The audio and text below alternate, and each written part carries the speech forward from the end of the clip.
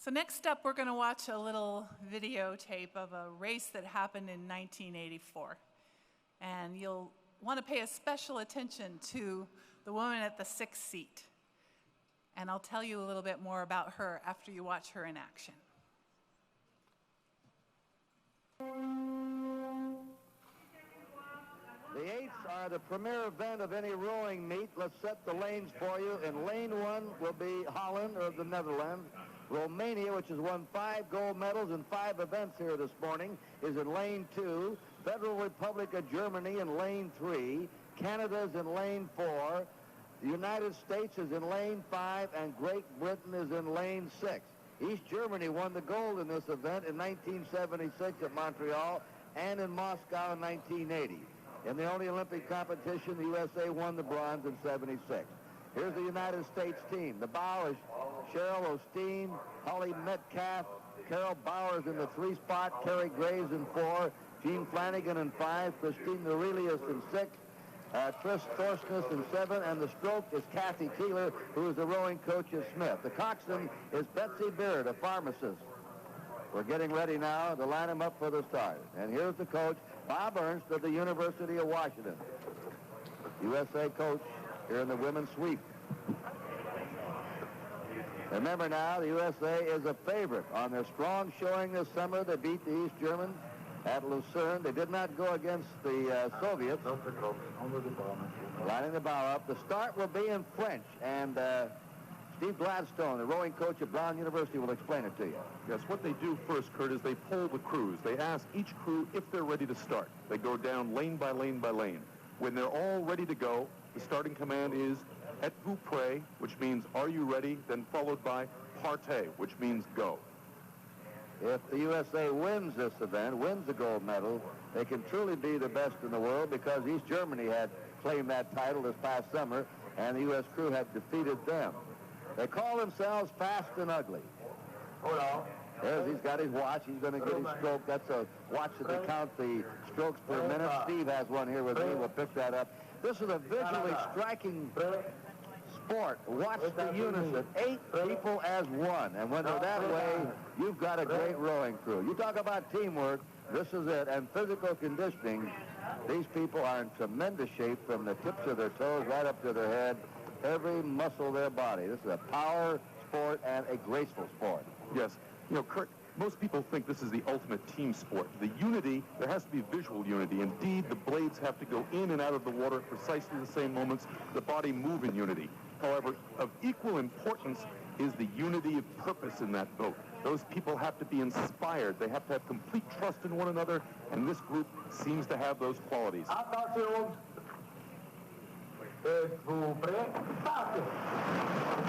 we'll see, we have a fair start. If we do, we'll have a white flag. And it looks like a fair start. Remember, the USA is in lane 5. They'll be in the white with the blue and red stripe diagonally down their jerseys. Romania is in lane 2, the other crew to watch. They'll be in the blue jersey. Yes, right now the crews are all side by side. In this first 20 strokes of the race, that's the racing start. They get out of the blocks as quickly as they can with tremendous force and power, then maintain a high, powerful pace right to the finish line. 1,000 meters, the United States has won the silver medal in 3 consecutive world championships. They think a slow start cost them some gold medals. Right now, the United States in lane 5 with a 5 on the shelf is in the lead. In lane 4 is Canada, almost even with them. That's it right now. U.S. leading, Canada second, and Romania across the way now has taken a lead of a couple of feet in lane 2. Right now, Kurt, it's a real boat race between the Romanians and the Americans. The telling point will be over these next 300 or 400 meters. Will the pace of the American boat be strong enough to keep abreast of that Romanian crew? Right now, it's really too early to tell. But we do know we've got a great race between that American crew and the Romanian crew. All right, Romania slight lead, the United States second. You're looking at the Romanian crew, and what a team they've had here. They're in the lead of it out. Well, the United States just came up on them. The Romanians have won 5 gold medals out of 5 events. They're hoping for a clean sweep, and the United States will be trying to stop them. The Romanian crew is rowing with tremendous length in the water. I've mentioned that in the earlier races. They row a very long stroke. We know going to have a real tight race here. Here's the bow person on the American crew driving. The U.S. crew looking good, looking very poised, looking steady. They'll be coming down in front of the grandstand, and the tempo of the crowd roar will be reaching you. Look at that.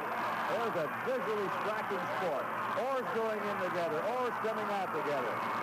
Perfect unison. This is going to be a very close race between Romania and the United States. Romania in the blue. They're in the number 2 lane. America in the number 5 lane. They're almost in a dead heat as they're approaching that finish line. The United States will have to put it on now. They've moved ahead a couple, 3 feet. The United States going for the finish. Now lengthen their lead to about a yard, yard and a half.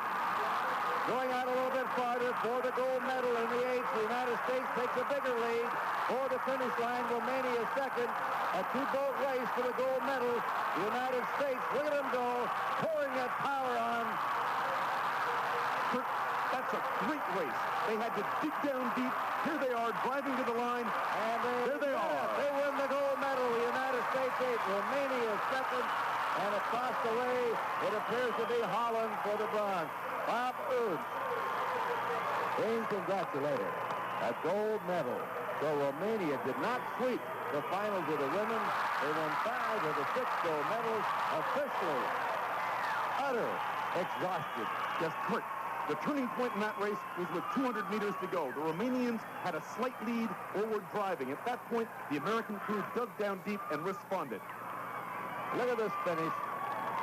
United States, a couple of yards over a very game Romanian crew.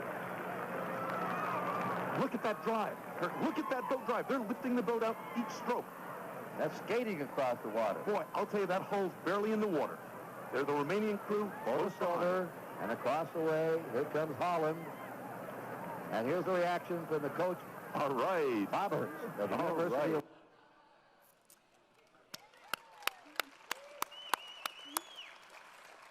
How exciting is that? And fun to watch a little more rowing today, too. So it's funny because Kurt Gowdy, who clearly this may have been the first crew race he ever attended, but that's okay. He was enthusiastic. But he said about crew members that, that they're in shape from their, right down to their toes. Well, guess what Kristi's nickname is? Toes. So there you go. It's fitting that he would make that call. Kristi rowed here at Washington State University in 1975 and 1976, and I'm honored to call her a Cougar Crew teammate. She helped me learn to row. She literally did. She was in the boat. She was giving me advice. I had never done it before, and there was nothing like having a teammate help you learn. And I was so inspired years later when I got to watch her on TV win a gold medal, and was so very proud, and am still, of course, to this day. Kristi first pulled an oar on the Snake River, which set in motion a real love for rowing and a desire for the camaraderie of the sport, which is so important. She rowed at Lake Washington Rowing Club, and then she was at the University of Washington, where she rowed on 2 national title crews. From there, she did international rowing. She earned a seat on the 1980 Olympic team as a spare in sculling, and she won silver medals at 3 consecutive World Rowing Championships. She finished her elite rowing career in the 6th seat, which we just watched at the LA Games with an exciting victory. Kristi holds a Master of Social Work and is currently an elementary school counselor and the Social Emotional Program Specialist in the Olympia School District. She and her husband, Brian, have 2 grown children. Please join me in welcoming Kristi Norelius, a Cougar Crew teammate and gold medal champion, to our stage.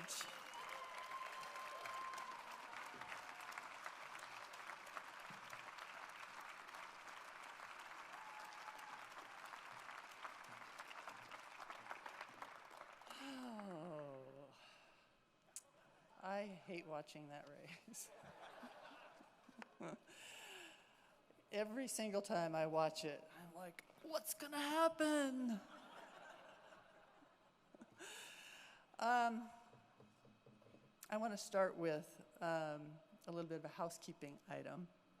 And that has to do with toes, actually. Last November, I broke my toe, which is like not a big deal, right? You know, you do the buddy wrap, 6 weeks later, you're good to go.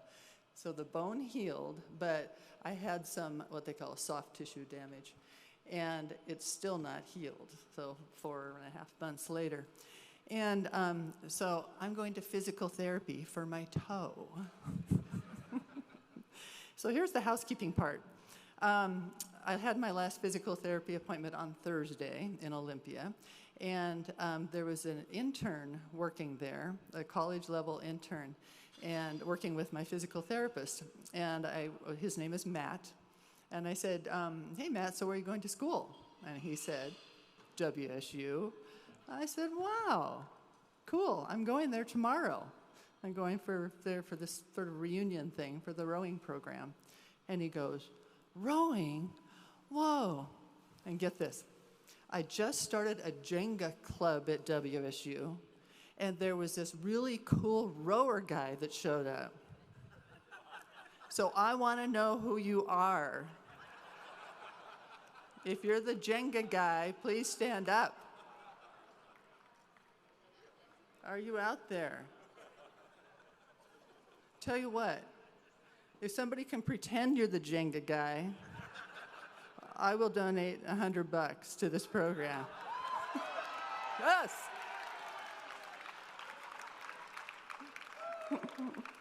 All right, thank you. What's your name? I'll tell Matt. What is it? Carter Mills, you're on. Okay. So, I used to work in this elementary school, and every year we had a wear your college colors to school day. And it was like, ooh, I'm a hybrid. What do I do now? So I would proudly wear my crimson pants, actually that I wore last night at the barbecue, and my husky shirt, and then my maroon scarf. And it raised a few eyebrows, but it kind of told the story in a nutshell. And I was thinking today about my experience in both programs, and as folks were talking here tonight, it just reinforced this belief that I have that Husky rowing program, WSU rowing program, Venn diagram is pretty much overlapped when it comes to the really important stuff. I will tell one short anecdote, though. The first practice I had as a Husky, they gave us all workout gear, like complete sweats, a couple of T-shirts, the whole thing. So we have our first practice, and we walk 2.5 minutes to the locker room for hot showers, go figure. And so I take my shower, get dressed, and I'm like, okay, cool, they gave us 2 T-shirts, I'll take one home and wash it. And so somebody said, oh, no, you just put it in this mesh bag and they wash it. It's like, really? Okay. So, I wanted to go to this place getting kind of philosophical, and I've heard people this weekend are talking about how we go through circumstances in our lives where something happens, and then we get a little information, or somebody gives us a break, and then we move on to something else. You know, coincidentally, you meet somebody, and then this happens, those forks in the road. So I had been thinking about that whole concept as a metaphorical house. So I want you to imagine a very, very big house. And this house, I mean, we're talking, it takes up acres. And within this house, there are lots and lots of rooms, but there are no internal doors. In order to get from room to room, you have to go through a window. Now, in order to get through a window, you have to climb over the windowsill, but the windows are locked, so you need a key. So I'm going to take you on a little tour of my metaphorical house that provides just sort of a snapshot of my rowing experience, just a few anecdotes. So the first key that I received was in 1976. My older brother, Mark, was in the 1976 rowing team. And the Olympics were in Montreal, and there was going to be a gathering, a brunch at a restaurant. And the brunch was for the folks on the rowing team, the Olympic rowing team, who lived in the Seattle area. So it was a busy restaurant, so there was a long line outside the restaurant. And I was waiting in line. You know, I was just kind of the little sister. But I had, at that point, rowed for 1 year here. And I was just minding my own business, and some guy comes up to me, a guy with a big old mustache, and he goes, "Hey, you're Kristi Norelius, aren't you?" I go, "Yeah." And he said, "Here's the deal. Give me a call if you want to learn how to row a single." And he gives me his phone number. I'm like, "Who are you?" Turns out this guy is Bob Ernst. And he was a University of Washington coach. And he was a coach for the women's Olympic team in 1976. He was coaching the scullers. So that was my first key into that room in that house. So about 6 months later, I gathered up all the nerve that I had, and I made that phone call. And I was so nervous, I had to write out the script, you know. And it's a very short phone call. And he said, "Okay, if you want to learn how to row, show up on Tuesday. We'll have a fiberglass single, just so you can, you know, kind of get the lay of the land." So I did that, had a couple of rows in the fiberglass single, then I went out and bought my own single. And then proceeded to row about a bajillion miles till I got the hang of it. And I was a part of what was called the Mosquito Squadron. And it was called that because there were a whole bunch of us in small boats, most of us singles, so of course we looked like mosquitoes on the water, if the bird's eye view. And so as a part of the Mosquito Squadron, I was able to practice race against some people that were my level and some people that were well above my level. So, another key. Another key came along in the form of the United States boycott of the 1980 Olympics. It was a devastating experience for athletes that had been working so hard, training for those 1980 games. And weirdly enough, it was a key. Because what happened, because I was just a baby in this rowing business, I had managed to score well in some of the pre-selection camp testing. I was invited to the camp, and by the skin of my teeth, I made it on that team as a spare. But I needed to get better. I needed to get a lot better if I was going to stay on course. So what I really needed was international racing experience. And because of the boycott, the United States Rowing Federation sent us all on a European tour.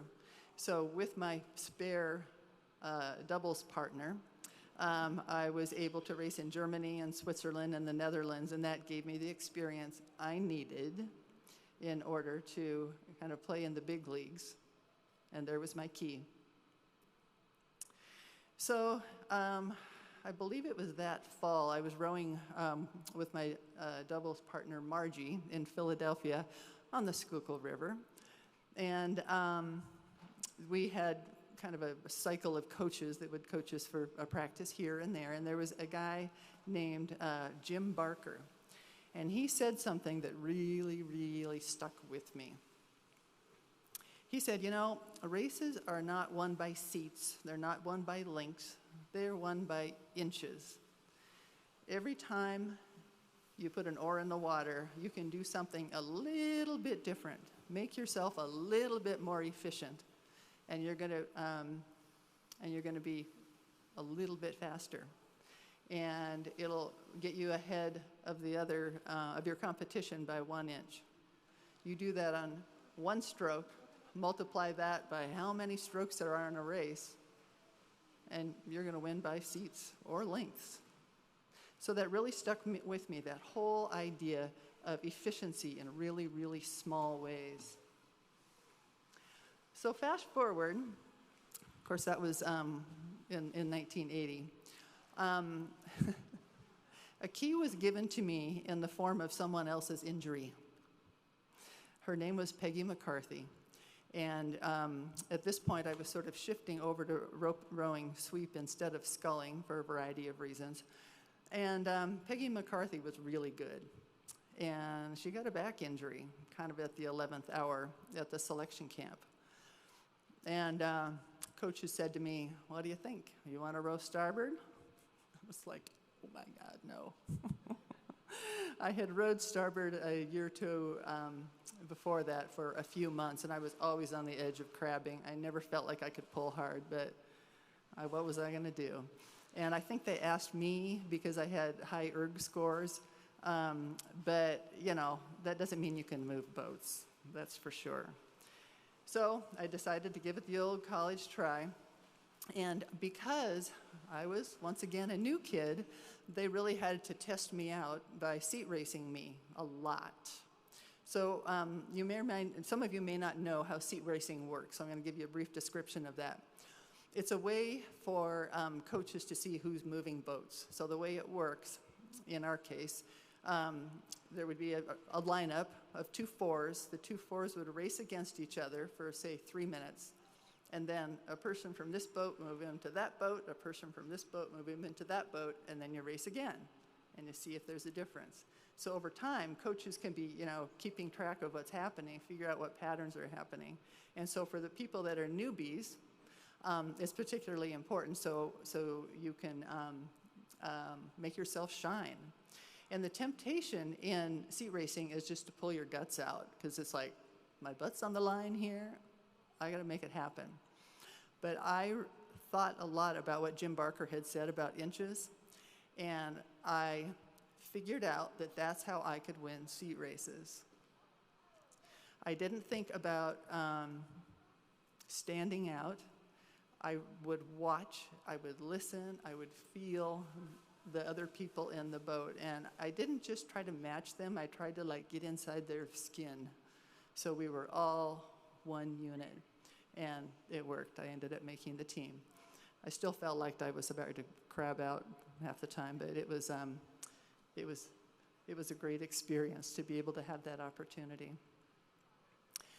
But wait, I say, we have walked through this house, but we forgot about the front of the house. So at the front of the house, first of all, there is a road. And on this road, I had my very supportive family. I had an older brother who was an elite rower, who, when I was a kid, would do things like, hey, it's snowing. Let's go stand in the snow and see how long we can tolerate it. So I also had opportunities and privileges, like, you know, as an upper middle class suburbanite that allowed me to go to college. And then there was the door on this metaphorical house. The door came in the form of a flyer in my dorm room that said, come to room, I'll say 237, in the Cub, and find out about Cougar crew. Now, I knew about rowing because of Big Brother Mark, but I looked around and I said, there ain't no water here, folks. So there are 3 things that got me to that meeting. One of them was curiosity, like, where the heck are they gonna row in the wheat fields? And then there was cookies that were advertised. And then there was something about a wonderful slideshow. Okay, I don't have anything else to do that night, so I'm gonna go. So what sticks with me to this day is when I walked into that room in the Cub, I could just feel the warmth of the people. It was Andy, it was Bert, it was Sharon, it was Mo, and I was nobody, but I immediately felt like I was the most important person on the planet. That still sticks with me. So that fall, I was basking in this weird self-righteousness when I was standing waiting for a ride at literally 4 something in the morning. I remember setting my alarm for 4 something. I don't know what it was. And just feeling so self-righteous that everybody else was still sleeping. And I was getting up and I was going to go have a workout on the beautiful Snake River before anybody was even thinking about getting up. And I was going to be back on campus in time for my first class. So there, rest of the world. And I was doing with people that I had learned to love, the people that were by my side, that had my back. And that happened all within, a couple of months. So it's pretty much an understatement to say that my experience on Cougar Crew was life-changing. In that 2 years, my identity changed into athlete. My confidence grew, and I took on leadership roles that I never thought I would take on. So really, this program here wasn't just a key to a room. It was the key, it was the key to the whole damn house.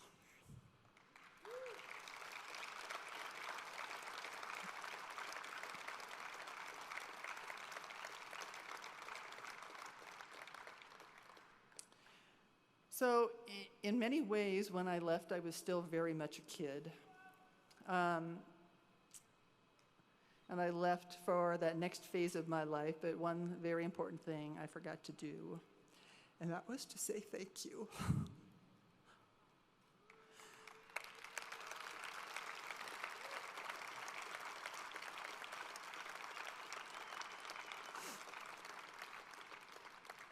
I didn't know this was going to happen. Sorry, this is not staged. But even more importantly, well beyond what happened to me, this program has made thousands of young people better people. Taught people grit, taught people collaboration, taught people to do something that was really, really hard, even when they maybe even didn't like the other people. I mean, talk about important life skills. And because of that, out there are better leaders and better employees and better bosses and better community members and better activists for the world. It's going to make the world a better place. So I will leave you with that.